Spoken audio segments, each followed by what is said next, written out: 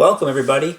It's Mr. Olson here again. We are going to continue on with our vibrato work, and we're going to see if we can take the beginning motion that we just did without the instrument and put it on the instrument. Now this is for violins and violas that are going to be working with the wrist vibrato.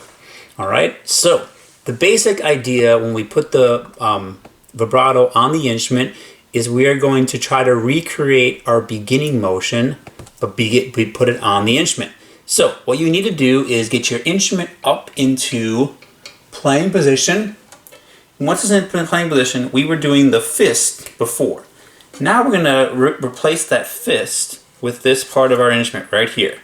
Alright, so I'm going to slide, not reaching, but slide to the side of the instrument, and I'm going to drop my second finger down, my middle finger down. Pick one of your top two strings. I like to say like the A string. I think that just for the violins, a D string with the violas. That kind of fits my hand the best. If you want to be on one of the top two strings, that would be great.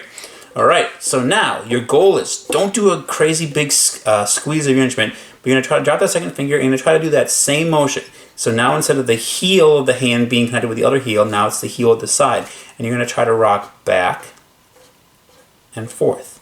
Fingernail, finger pad, fingernail, finger pad, knuckles even, knuckles below. Now I'm going to put my hand in really bad posture, so hopefully you can see. So fingernail, finger pad, fingernail, finger pad, and notice those knuckles are kind of dropping below the fingerboard.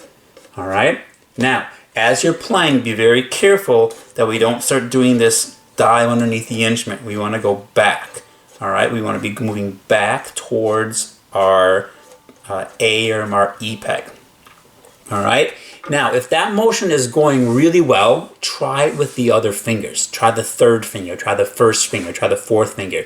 You'll probably notice that the second and third finger are the easiest, but we want to have control over all the fingers. If you are feeling super confident, remember that there's extra tension that happens when we spin our fourth finger towards our face. So if we want to make sure that we get rid of that tension as much as we can, you can kind of see my arm kind of get all tightened up here just with the turning of that finger. So we want to get as relaxed as possible.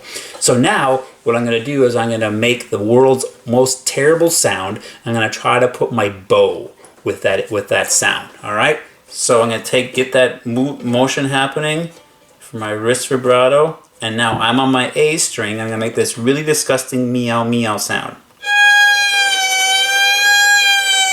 Knuckle even, knuckle below. Fingernail, finger pad, fingernail, finger pad.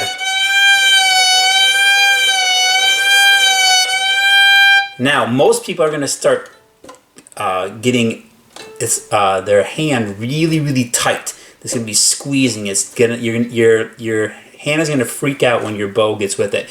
All that is normal. If you are feeling that you're getting confident with putting the bow on the instrument, try different fingers. And if that's working, I'm going to kind of guide you through some helpful hints that you want to look through, and then we're going to move towards our round of the 8. All right, I will see you soon in the helpful hints. Thanks.